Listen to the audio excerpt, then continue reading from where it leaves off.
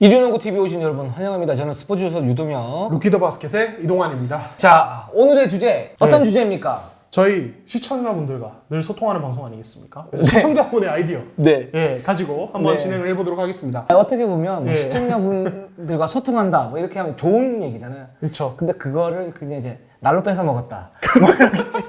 그렇죠. 그 아이디어 그대로 가져왔습니다. 네, 그렇습니다. KBL 역대 베스트 외국 선수 5명, 탑5 한번 저와 류준호 기자가 각자 이제 선정을 해서 서로 이야기 나눠보는 시간 가져보도록 하겠습니다. 네, 그렇습니다. KBL이 1997년도 출범을 해서 뭐 수많은 이제 외국인 선수들이 있었죠. 그리고 뭐 사랑을 많이 받았었고, 단 이제 외국인 선수 제도가 여러 개 바뀌는 바람에 프랜차이즈 스타가 사실 그렇게 많지는 않았었어요. 그 역사에 비해서. 근데 하지만 그럼에도 불구하고 굉장히 사랑을 받았던 선수, 그리고 임팩트를 아주 강렬하게 남겼던 선수, 팬들에게 감동을 줬던 선수들이 여럿 있죠. 그렇죠. 그 중에 저희가 역대 최고 베스트 5 외국인 선수를 한번 뽑아보도록 하겠습니다. 근데 이게 주관적으로 뽑는 거잖아요. 그렇죠. 우리는 항상 주관 속에 객관화를 갖다 시켜야 되니까. 예. 저 같은 경우에는 세 가지 항목으로 좀 나눠봤어요. 뭐 기량으로 치면 솔직히 말해서 자유계약 때 이제 나왔던 선수들이 1, 2, 3, 4, 5등을 갖다 다 차지할 거예요. 그렇죠. 그죠? 근데 그것 플러스 뭐가 있냐면 뭐 임팩트가 있어야 되는 거고 저는. KBL 리그 내에서 그리고 활약도, 그러니까 얼마나 많은 시즌을 뛰었고 얼마나 많은 기록을 갖다 쌓았는가 뭐 이런 부분도 좀 고려가 돼야 된다고 봐요. 그래서 저는 순수한 기량, 임팩트, 활약도 요 세 가지를 가지고 한번 정확하게 나눠봤습니다. 저 같은 경우는 결국 두 가지였던 것 같아요. 이제 임팩트 언급하시는 저도 이제 리그 KBL에 이제 딱 등장했을 때 이 선수가 준 임팩트 어느 정도로 리그를 파괴했나. 사실은 외국 선수는 그 정도가 될 수 있거든요. 그러니까 어느 정도로 리그를 파괴했나. 그리고 혹은 이제 이 선수가 이제 길지 않은 기간이라도 쌓은 어떤 단기 기록들, 단기간의 기록들을 가지고 좀 저는 5명 꼽아봤습니다. 오케이, 알겠습니다. 자, 그럼 5위부터 한번 발표를 해보도록 하겠습니다. 이동환 기자가 먼저 포문을 갖다 열어볼까요? 귀요미? 귀요미. 이동환 기자 한번 이야기해보도록 하겠습니다. 네. 민망하네요. 와, 진짜 뻔뻔하다. 그 댓글에 정몽관 닮았다고. 봤습니다. 저는 이륜농구의 소방수가 되겠습니다. 유동욱 기자가 화나가지고 비판하면 제가 이제 이렇게 시원하게 이렇게 한번 다듬어주고 그렇게 한번 해보도록 하겠습니다. 저는 그 이륜농구의 조영남. 레전드 가수분들 아닙니까? 근데 그분 또 뭐 안 좋은 일이 좀 있어요. 그렇죠. 뭐 저희는 날조하는 방송. 엮기로 샜는데 자, 한번 가보도록 하겠습니다. 그렇죠. 저 같은 경우는 외국 선수 5위. 이 선수 정말 신드롬을 일으켰던 선수입니다. 누굽니까? 단테 존스입니다. 기가 막힙니다, 단테 존스. 이 SBS 그리고 KTNG 시절에 지금은 KGC 인삼공사죠. 3시즌 동안 KBL에서 뛰었고 정확하게 2시즌 반 정도라고 보시면 됩니다. 단테 존스 신드롬이라는 말이 생겼고 이 선수의 별명 상대 선수한테 강의를 한다. 그래서 단교수, 단선생 이런 별명이 붙었었습니다. 단테 존스가 이제 교체 외국 선수로 중간에 합류를 했잖아요. SBS에서 이제 그때 주니어보로 기억하시나요? 주니어보로 기억하죠. 주니어보로가 이제 단테 존스를 이렇게 친하니까 오라고 해서 왔는데 오자마자 말도 안 되는 임팩트를 보여주고 그 뒤로 2시즌을 더 뛰었죠. 단테 존스 합류 이후로 이 SBS가 순식간에 이제 리그 강으로 발돋움을 했습니다. 그때 뭐 기억나는 선수가 이정석 그리고 양희승 이런 선수도 같이 뛰었었는데 3시즌 동안 평균 27점을 기록했고요. 이 선수 가지고 있는 기록 중에 하나가 단일 시즌 기준 평균 득점 역대 7위 기록 가지고 있습니다. 그리고 8위 기록도 함께 가지고 있고요. 2005-2006 시즌에 한 시즌 동안 총 1,577점을 쌓았는데 이게 단일 시즌 기준 역대 2위 기록입니다. 한 시즌 동안 단테 존스보다 많은 득점한 선수가 KBL 역사상 단 한 명밖에 없다는 얘기예요. 그 정도로 대단한 선수였죠. 이 선수가 그 교체 선수로 들어오고 나서 SBS가 그때 당시에 시즌 최다 연승 기록을 달렸습니다. 그렇죠. 그랬고 그때 당시에는 그 고양이 목에 방울달기라고 그래가지고 과연 단테 존스가 이끄는 SBS의 연승 행진을 누가 깰까? 이런 거에 대한 관심사도 되게 많았어요. 그리고 그때 당시 이제 그 시점에서 가장 강했던 팀이 KCC DB였는데 그때 당시 동부죠. 동부가 매치업이 단테 존스가 김주성이 됐었는데 결국은 김주성이었던 수비도 뚫어내면서 엄청난 쇼잉을 갖다 보이면서 SBS가 승리 갖다 거둔 그런 기억들이 있어요. 근데 제가 현장에서 좀 취재를 하고 있었는데 이렇게 보니까 진짜 좀 늦었네요. 네, 그랬는데 좀 씁쓸합니다. 네, 씁쓸합니다. 그랬는데 근데 이 선수 같은 경우에 그해 사실 그래서 플레이오프 들어갔을 때 SBS가 가장 강력한 우승 후보가 아니냐. 그쵸. 왜냐면 단테존스뿐만 아니고 주니어로도 농구 IQ로 치면 역대 최고급이었고 진짜 똑똑한 선수였죠. 이정석이 신인이었는데 신인 그 포인트 가드로서 굉장히 좀 공수에서 밸런스가 좋았었고 뭐 양동근하고 삐까삐까 한 그런 이제 평가를 갖다 받았었으니까. 근데 양희승 선수 있었었고 뭐 김상철도 있었던 기억이 나요. 베스트 5가 굉장히 좋아가지고 이게 피오가 가면 더 무서워질 것이다. 그랬는데 그때 찰스 민랜드 선수가 이끌던 KCC한테 3승 1패로 졌죠. 근데 진 이유가 뭐냐면 그것도 단테 존스 때문입니다. 단테 존스의 수비가 굉장히 좋지가 않았는데 그쪽으로 찰스 민랜드가 무지하게 파면서 결국은 KCC였던 수비가 약간 우위. 근데 KCC는 공격을 할 때 단테 존스였던 수비 허점을 계속 노리면서 뭐 단테가 35점을 넣으면 민랜드가 40점을 넣고 뭐 이런 이제 쇼다운을 갖다 벌렸었죠. 벌리면서 KCC가 결국은 힘 차이에서 앞서서 올라가는 그런 같은 모습을 갖다 보였는데 이 선수가 이제 단테 되게 멋지지 않습니까? 근데 이제 사실은 그 스펠링 보면 단테이 존스. 그쵸. 단테이 뭐뭐 존스입니다. 근데 그거를 이제 그때 당시에 어떤 그 사무국장님이 단테이 그러면 좀 임팩트가 떨어지니까 이 자 빼자. 이 빼고 단테 딱 임팩트 빡 이게 주면서 단테 존스라고 그러면서 항상 소주를 드시면 저한테 그걸 자랑을 해요. 내가 지은 이름이야. 그런 식으로. 지겨워 죽겠어. 예, 이거는 진짜 어떤 선배 기자들도 말해줄 수 없는 그런 진짜 노련미가 느껴지네요. 쟤도 안 돼. 그런 식으로 몰아가지 마세요. 그런 식으로 몰아가지 마세요. 16년 묵은 얘기를 해주시네요. 정말 감사드립니다. 놀리려고 한 말이 아니라 진짜 이 얘기를 어디서 듣겠어요, 사실은. 그 말 안 하고.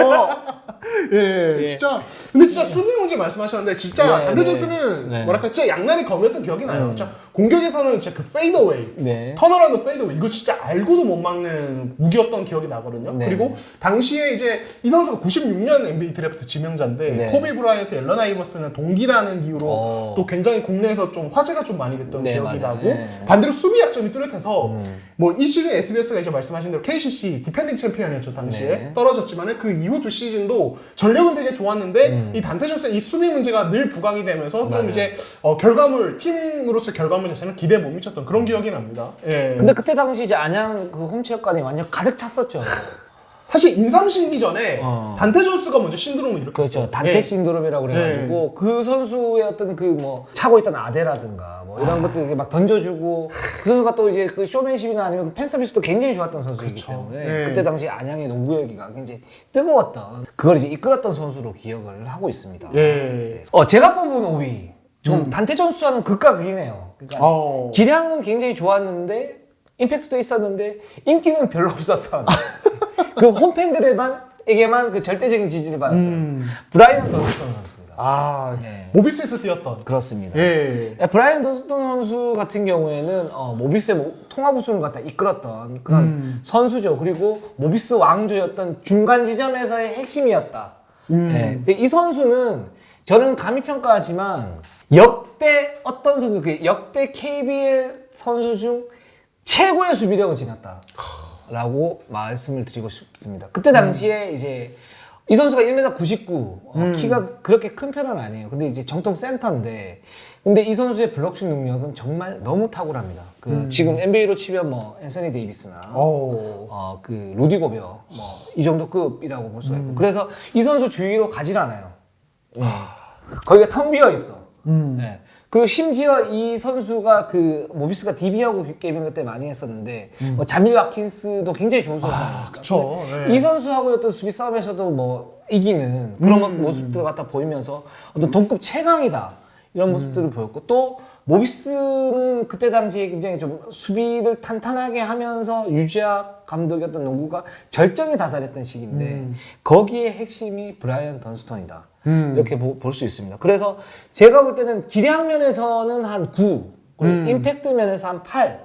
임팩트는 그렇게 뭐 크진 않았다. 다른 선수들에 비하면. 화려함이 좀 떨어졌다. 그렇죠. 단테가 10이라 그러면 뭐 브라이언 던스턴 8이다. 활약도는 굉장히 좋았다. 10 정도. 10이다. 그래서 저는 이 선수를 얘기를 하면서 어떤 얘기를 갖다 하냐면 뭐 리카르도 라틀리프 이게 라그나 선수가 기아가 됐을 때 뭐 좋은 표본이라고 생각은 들지만 궁극적으로 한국 농구가 아시아권에서 정상으로 가기 위해서는 이런 유형의 선수가 기아를 했을 때 가장 효율적인 어떤 농구를 갖다 펼칠 수 있지 않나라는 생각이 듭니다. 그리고 실제로 던스턴 같은 경우에 모비스 내부에서도 그때 당시에도 기아의 어떤 얘기들이 있었는데 던스턴의 의형을 물어봤을 때 뭐 페이가 어느 정도 맞으면 할 수 있다라고 했었는데 그때 당시에는 이제 대한민국 농구협회가 이제 소극적이었기 때문에 이런 부분에서 실패를 했었고 결국은 한국에서 뛰다가 이제 돈을 더 많이 주는 유럽 리그로 갔죠. 그 던스턴이 처음 왔던 시즌이 2008-2009 시즌인데 사실 그때는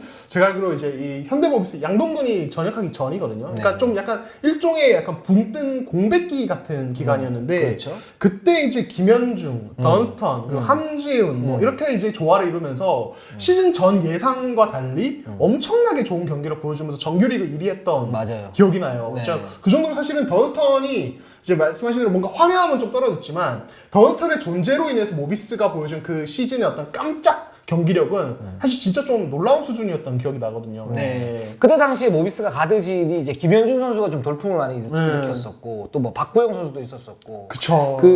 그때 당시에 모비스가 6강을 갈 수 있을까 말까 이 정도 평가가 될 정도로 실제적으로 네, 이 정도 맞아요. 평가가 될 정도로 네. 약체로 꼽혔는데 정규리그 1위를 차지합니다. 근데 그 중간에 어떤 모습들이 갖다 보이냐면 원래 이제 그 약한 팀들이 돌풍을 일으키면서 가라앉을 때가 어떤 부분이 오냐면 그 주전들의 부상들이 와요. 왜냐면 객관적 전력이 좋지가 않기 때문에 거기서 돌풍을 일으키면 많이 뛰어야 되고 그래서 체력적 부담감이 생기고 부상의 위험도가 높아지고 그 부상 선수가 떨어지면 백업진이 올라가야 되는데 거기에서 이제 연쇄적으로 악순환이 나오면서 좀 떨어지는데 근데 모비스도 이제 중간에 김현중 선수가 다칩니다. 다치면서 막 상대 압박에 굉장히 고전을 해요 외곽에서. 근데 모비스가 끝끝내 1위를 갖다 차지해요. 그쵸. 그 중심에 누가 있냐면 브라이언 던스턴이 있습니다. 그 던스턴이 골밑에서 수비를 확실하게 잡아줬기 때문에 이길 경기는 당연히 이기고 못 이길 경기도 한 경기씩 잡아가면서 버텼고 그게 이제 원동력이 돼서 정규리그 1위를 갑니다. 그 정도로 브라이언 던스턴은 그때 당시 수비로 씹어먹었던 선수다. 이렇게 볼 수 있을 것 같습니다. 예, 그럼 이제 4위. 예, 4위 한번 가볼까요? 예, 얘기해 보겠습니다. 저부터 일단 말씀을 드릴게요. 예, 제가 뽑은 4위가 단테 존스 선수입니다. 예, 기량면에서 9점. 수비에 문제가 좀 있기 때문에 공격은 엄청났었지만 임팩트 10, 또 활약도는 8 정도. 예, 그러니까 그런 임팩트에 비해서 팀 성적이나 그런 활약이 수비에서 좀 미치지 못했다. 그래서 한 8 정도. 예. 그래서 저는 4위가 단테 존스 선수. 저는 이 선수 단테 존스 얘기 아까 하면서 언급이 됐던 선수입니다. 찰스 밀랜드. 찰스 밀랜드. 네. 자, 이 선수가 KCC에서 3시즌 그리고 LG에서 1시즌 총 KBL에서 4시즌을 뛰었는데 저는 이 선수에 대해서 이렇게 평가를 하고 싶어요. KBL 역사상 가장 스마트한 외국 선수.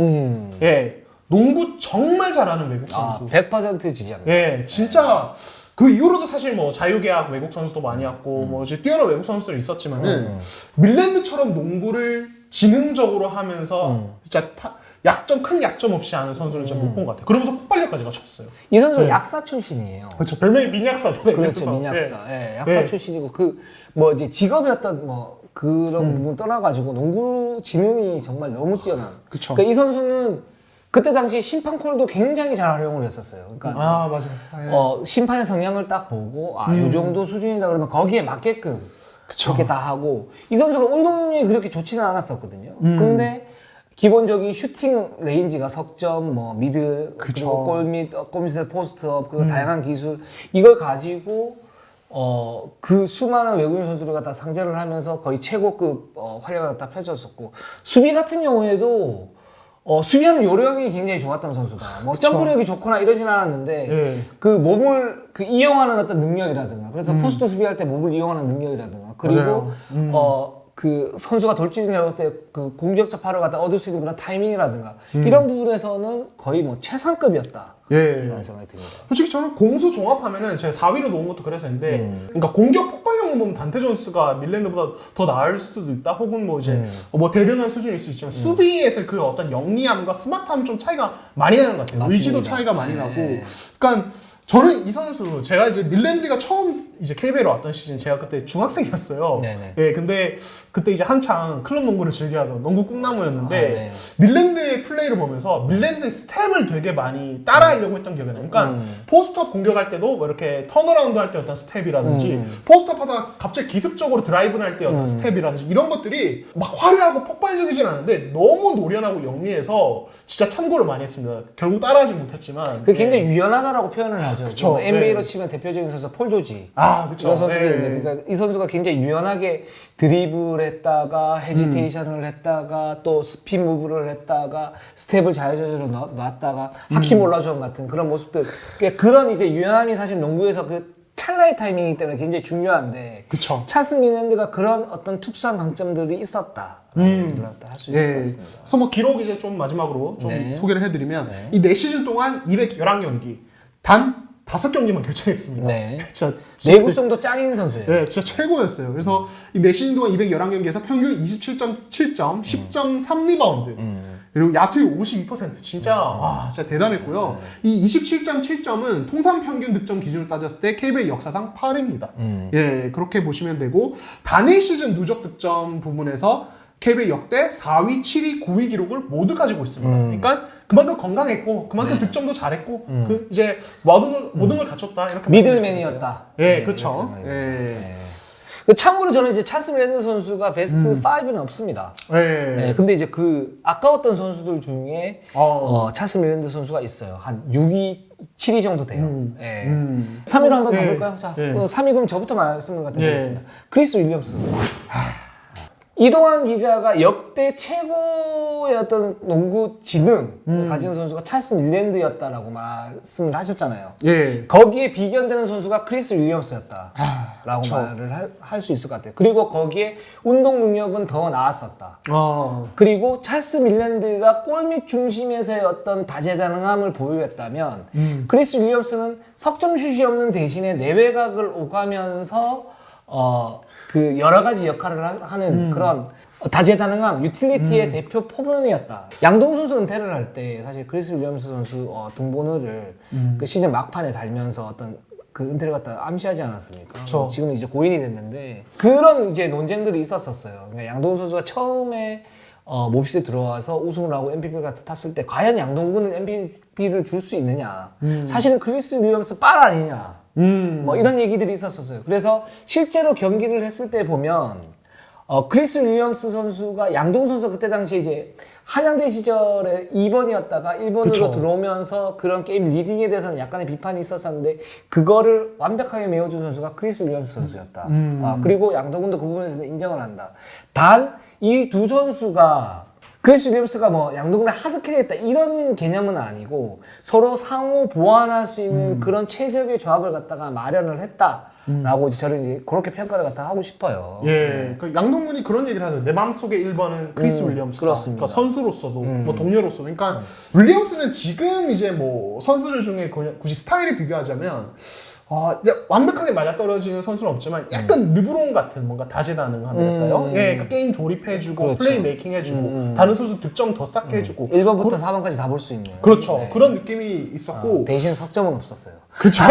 예. 슈팅력이 약점이었죠. 네, 네. 그래서 제가 밀랜드를 이제 가장 스마트한 선수라고 했는데 이 선수도 스마트함을 갖지만 이 선수는 뭔가 다재다능하다니까요. 예, 그런 느낌이 있었어요. 그러니까 그렇죠. 그 정도로 패스에 대한 감각이 좋았고 KBL 커리어 평균 어시스트가 6.3개예요. 맞습니다. 외국 선수가. 그렇습니다. 그리고 제가 알기로 7개를 넘어섰던 시즌이 있는 걸로 알아요. 예, 그러니까 그 정도로 패스는 거의 뭐 도가 텄던 그런 느낌이 있었어요. 그래서 외국 이 선수. 선수를 감히 말하자면 역대 최고 외국 선수 중에 역대 최고의 멀티플레이어다. 저는 이렇게 말씀을 갖다 좀 드리고 싶고 이 선수가 이제 저는 이제 이렇게 점수를 줬습니다. 기량은 한 9. 임팩트 9, 활약도 10 이렇게 줬는데 임팩트와 활약도에서 왜 그렇게 됐냐면 크리스 윌리엄스가 모비스에 들어오면서 모비스 왕조가 시작이 됐다. 그쵸. 예. 예. 그리고 2005-2006 시즌 우승을 하면서 모비스 왕조의 어떤 그 출발점을 화려하게 알렸고 그쵸. 그리고 그렇기 때문에 이제 활약도에서는 저는 만점을 갖다 줄 수밖에 없었습니다. 그리고 임팩트 같은 경우에도 그 이제 크리스 윌리엄스의 장점이라고 그러면 그 다재다능한 골밑 돌파 그리고 빼주는 패스들 이 부분이 굉장히 큰 장점인데 그러면서 운동력이 되게 좋았고요. 그렇기 때문에 크리스 윌리엄스가 리그에서 미친 영향력도 굉장히 많았다. 그리고 실제적으로 팬층도 되게 두꺼웠었다라고 생각이 듭니다. 그렇기 때문에 저는 크리스 윌리엄스를 3위로 놓았습니다. 저는 이제 3위 이번 시즌까지 뛰었습니다.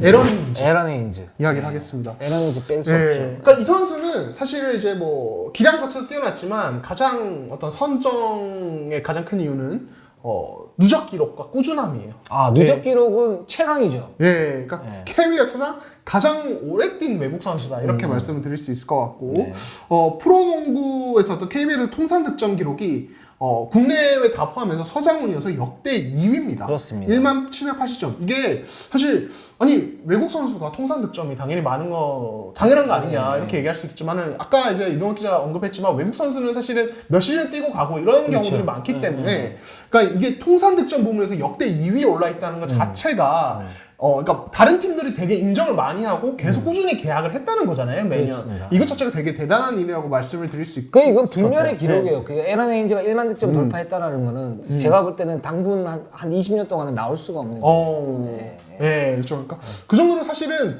그러니까 이게 외국 선수들이 매년 새로 계약을 갱신하는 구조다 보니까 그냥 이제 아무리 뛰어났던 선수더라도 이제 뭐 다른 큰 리그에서 오퍼 받으면 가버릴 수 있는 거고 혹은 이제 KBL 구단에서 얘는 조금 이제는 좀 뭔가 몸값도 비싸고 좀 이제 뭐 데리고 있기도 좀 까다롭고 이러면 계약 안 해버릴 수도 있는 거거든요. 그런 면에서 이제 뭐 인성적으로나 어떤 이제 생활 면에서도 좀 안정감이 있었기 때문에 가능했던 게 아닌가 싶고 이 선수 사실은 되게 말랐잖아요. 진짜 말랐어요. 근데 저는 몸은 말랐는데 그런 강골 있잖아요. 그런 강골인 것 같아요. 그러니까 버티는 수비도 최고 대비 되게 좀 좋다는 생각이 들고 이제 수비 같은 경우도 약간 밀랜드처럼 긁어내고 약간 그런 수비들 BQ가 엄청 좋은 선수. 진짜 그런 지능으로 수비를 되게 잘하는 것 같고 뭐 최대 장점은 미드레인지에서 원스텝 밟으면서 점퍼 넣거나 돌파해서 파울 얻어내거나 이런 것들 전성기는 도저히 막을 수 없는 그런. 그렇죠. 근데 이제 에런 헤인즈 같은 경우에는 저는 이제 7위 정도로 봤는데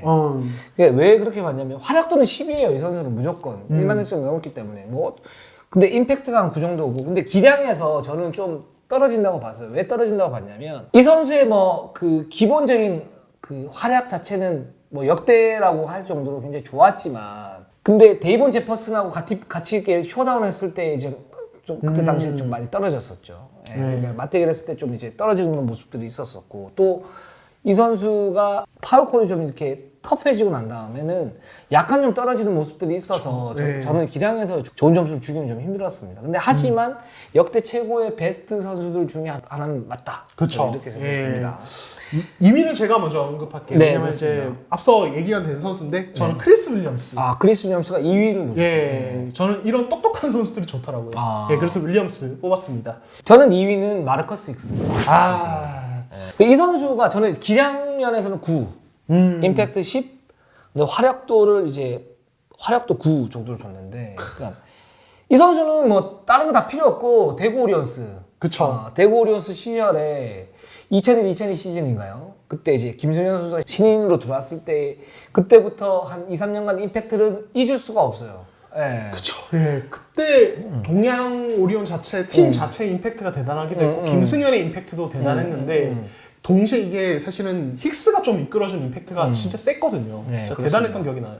그 당시에 이제 챔프전에서 SK하고 이제 붙었었는데 그 1차전에서 그 완전히 공중을 지배를 했어요. 블럭슛을 그때 한 10개 넘게 했었고 그리고 그런 이제 부분 때문에 도저히 SK가 답이 안 나오는 그런 모습들 갖다가 보인 그런 그 선수라고 할 수가 있고 그 힉스 같은 경우는 기본적으로 임팩트가 굉장히 강합니다. 그 연습 때도 이 선수 같은 경우에는 막 그 백덤블링이라고 그러죠. 그걸 한 5번씩 뭐 이렇게 하고 막 이렇게 그만큼 운동 능력만큼은 리그에서 최고였다라는 생각이 들고 또 김승현 선수와 그 함께하는 2대2에서 어떤 그 엘리웁 덩크 이런 부분들은 뭐 도저히 알면서도 막을 수 없는 그런 뭐 모습들 갖다 보였기 때문에 마커스 익스 선수는 저는 역대 2위로 놓기에는 뭐 충분한 선수다. 여기서 뭐 하나만 살짝 또 말씀을 갖다 드리면 이 선수가 이제 2시즌이나 3시즌 뛰고 난 다음에 갑자기 한국 리그를 떠나게 됩니다. 프랑스로 갔던 기억이 나는 것 같은데. 근데 그 이유가 그런 얘기들이 많았어요. 유력한 얘기가 뭐냐면 그 에이즈에 걸렸다 뭐 이런 얘기가 있었어요. 맞아요. 에이즈에 걸렸다 이런 얘기가 있었는데 뭐 그걸 이제 저도 직간접적으로 이제 취재를 했었는데 명확한 물증은 없습니다. 그 부분에 대해서는. 근데 그런 소문들이 굉장히 유력하게 돌았었다. 그래서 국내 리그를 갖다가 울면불면 떠날 수밖에 없었다. 그때 당시에는 뭐 허리 부상이 굉장히 디스크가 도져가지고 그랬다 그러는데 뭐 그런 이제 소문들도 있었던 그런 선수입니다. 네. 1위는 저희가 일치합니다. 그렇죠. 뭐 그럼 제가 소개를 일단 하겠습니다. 사실 힉스랑 저는 연결지어서 조금 이제 얘기를 해보고 싶은데 힉스가 그렇게 떠난 이후로 오리온이 늘 뭔가 이 외국 1옵션 선수에 대한 어떤 갈증이 좀 있었어요. 뭔가 좀 불안한 게 있었고 늘 그런 게 있었는데 물론 그 사이에 네이트 존슨이라는 좋은 외국 선수도 있었지만은 힉스처럼 뭔가 리그를 씹어먹는 느낌은 아니었거든요. 그렇죠. 근데 이 선수가 리그 씹어먹었습니다. 피트 마이클. 모두가 사실 예상하지 않으셨어요. 네, 쉽습니다. 그렇죠. 피트 마이클이 1위입니다. 저는 이제 기량 10, 임팩트 10, 근데 활약도는 8 정도밖에 안 줬어요. 그러니까 시즌을 많이 안 뛰었기 때문에. 한 시즌만 뛰고 갔죠. 네, 그렇습니다. 그래서 뭐 그럼에도 불구하고 그냥 1등입니다. 이 선수는. 그러니까 좀 그런 느낌이 들었어요. KBL에서 뛸 선수가 아닌데 KBL에서 뛴다? 진짜? 맞죠. 그러니까 기량만 봤을 때 이 선수가 왜 여기서 뛰지? 비유가 그런 건데 이제 좀 선수들은 좀 기분 나쁠 수 있겠지만은 초등학생 뛰는 무대에 고등학생이 와서 뛰는 듯한 느낌을 그 정도로 기량 차이가 좀 확연하게 고교 무대에 프로 선수가 와서 뛰는 느낌. 그렇죠. 이게 좀 비유가 그런 겁니다. 그렇죠. 그러니까 좀 이제 양해 부탁드리고 그러니까 그 정도로 마이클은 그런 느낌이 있었어요. 공 잡으면은 그냥 자기가 원하는 거에서 득점할 수 있는. 그러니까 단순히 잡으면 득점한다 이 느낌이 아니라 내가 원하는 플레이로 득점할 거야 라는 걸 선택하고 마음대로 할 수 있다는 느낌? 아무도 제어를 못 하더라고요 진짜. 공 잡으면 자기가 그냥 들어가는데 아무도 못 막아. 그냥 한 골 넣어.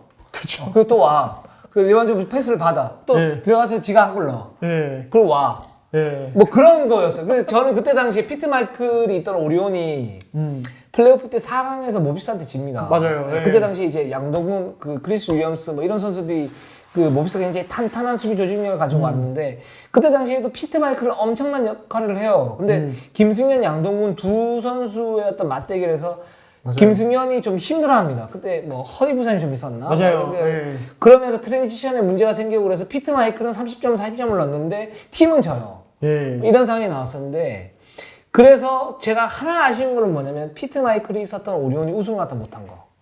그리고 거기에는 이유가 있다. 왜냐면 피트 마이클에 대한 의존도가 너무 심했어요. 그쵸. 정말 너무너무 심했어요. 그러니까 그때 그 시즌을 좀 돌이켜보면 김승현 전성기의 마지막 시즌이었던 것 그렇죠. 같아요. 그 이후로 이제 말씀하신 허리 부상 때문에 막 이탈했고 뭐 그 뒤에 뭐 여러 가지 논란 속에 돌아왔지만은 전성 기량이 아니었고 다른 팀 가고 이렇게 됐었고 그때 이제 사실 이 피트 마이클을 받쳐줬던 센터 외국 선수가 마커스 다우이 필리핀 기아했던 선수인데 이 선수가 센터 기준으로 되게 준선 선수였는데 피트 마이클에 집중되는 수비를 혹은 뭐 김승현, 뭐 김병철에게 집중되는 수비를 이제 해결해줄 만한 공격력은 없었어요, 사실은. 그랬던 기억이 나고 그때 김승현의 전성기 마지막 시즌 사실상 그리고 김병철은 나이가 들어서 좀 이제 하락세, 좀 기복이 좀 있는 상황에서 마이클이 혼자서 그냥 다 씹어먹는. 그래서 어떤 경기들을 보면 당시 오리온의 경기를 보면은 그냥 마이클 혼자서 그냥 이겨버리는 경기들이 있었을 정도로 그 당시 그 마이클 주변 전력이 좀 오락가락하는 느낌 있었던 그런 시즌이었던 것 같아요. 그래서 절대적인 기량을 놓고 볼 때 역대 최고 넘버원은 피트 마이클이다. 그쵸. KBL 그 외국인 선수에 한정하면 KBL의 마이클 조단이다. 뭐 이렇게 볼 수 있을 것 같아요. 그러니까 이 선수 이상 가는 선수를 저는 본 적이 없습니다. 그렇죠. 뭐 이제 저희가 1위까지 다 언급을 했는데 뭐 혹시 언급은 못했지만 생각났던 외국 선수 있나요? 저는 굉장히 고민이 많던 선수가 이 선수예요. 조니 맥도웰이에요. 그 조니 맥도웰이 사실 현대 시절에 이상민 선수와 뭐 좋은 2대2를 했었는데 근데 저는 베스트 10에 든다고 생각을 해요. 근데 도저히 줄 수 없었던 항목이 기량이에요. 기량. 그러니까 단테나 크리스 윌리엄스나 마커스 힉스나 피트 마이클에 비하면 순수한 기량 자체가 좀 많이 떨어진다. 이 선수 같은 경우는 뭐 임팩트라든가 화력도는 만점인데 기량이 너무 떨어져가지고 저는 베스트 5에 넣지를 못했고 그리고 크리스 댕, 뭐 자밀 와킨스, 에런 맥기 이런 선수들도 굉장히 좋았던 선수들이다. 그쵸. 이렇게 말씀드리고 싶네요. 맥기 이제 게이브 미나케랑 같이 게이브 KT 미나케. 예. 그때 이제 2007년 챔프전에서 모비스를 괴롭혔던 기억이 나고. 미나케 닮았다고. 예, 예. 당시 이제 저 농구 꿈나무였는데 그래서 다 같이 친구들이 너 미나케 같아 약간 이렇게 그렇습니다. 우직한 플레이가 닮았다고. 저는- 외모가 아니에요? 저는 이제 고향이 영주인데 저보고 예. 그 농구 끝나고 영주 신기성이라고. 예. 영주 신기성이요? 예, 공격형 포인트. 예. 예. 제가 알기로 이제 그 기자단 농구대 때 어떤 감독 역할을 많이 하시던데 혹시 감독으로서도 그건 노세화 돼가지고. 노세화 네. 돼가지고. 예전 한창 할 때요. 한창 할 때. 아 그렇군요. 저는 언급 안 한 선수 중에 그냥 개인 기량만 봤을 때 좀 기억이 나는 높게 평가는 안 하지만 개인 기량만 봤을 때 기억나는 선수는 이제 LG 데이본 제퍼슨. 데이본 제퍼슨. 예. 네, 진짜 뛰어났던 기억이 나고. 그 선수 뭐 기량은 거의 네, 최상급이죠. 예. 탑3 안에 든다. 그쵸. 네. 그 비슷한 맥락에서 기량은 탑급인 선수가 또 안드레 엘릿, 고 안드레 엘릿. 안드레. 같이 기억이 좀 나요. 득점력 정말 뛰어났지만 팀 농구적인 측면에서 좀 아쉬움이 남았던 선수들. 뭐 그런 기억. 그래서 좀 언급을 했습니다. 맞습니다. 저희가 이제 KBL 역대 최고 베스트 5 외국 선수 한번 살펴봤습니다. 저희 뭐 공통된 1위는 피트 마이클입니다. 네. 그리고 2, 3, 4, 5위는 좀 다르지만 어쨌든 피트 마이클이 저희는 넘버 1이다. 그쵸. 이렇게 주장을 하는 바입니다. 네. 저희 1위 농구도 피트 마이클처럼 강렬한 임팩트와 네. 화력도, 기량으로 네. 넘버원이 되어야 되지 않겠습니까? 그걸 저한테 동의를 구하지 마세요. 네. 유튜브에 피트 마이클이 되는 그날 저희 예. 만들지 않을까요? 말하기 부끄러워. 네. 이동환 기자의 이런 얘기는 그 사견일 뿐입니다. 저희 1위농구와는 아무런 관계가 없음을 이렇게 말씀드리겠습니다. 저 1위농구 TV 여기까지 하겠습니다. 자, 네이버, 유튜브 구독, 좋아요 알림 설정 부탁드립니다. 감사합니다.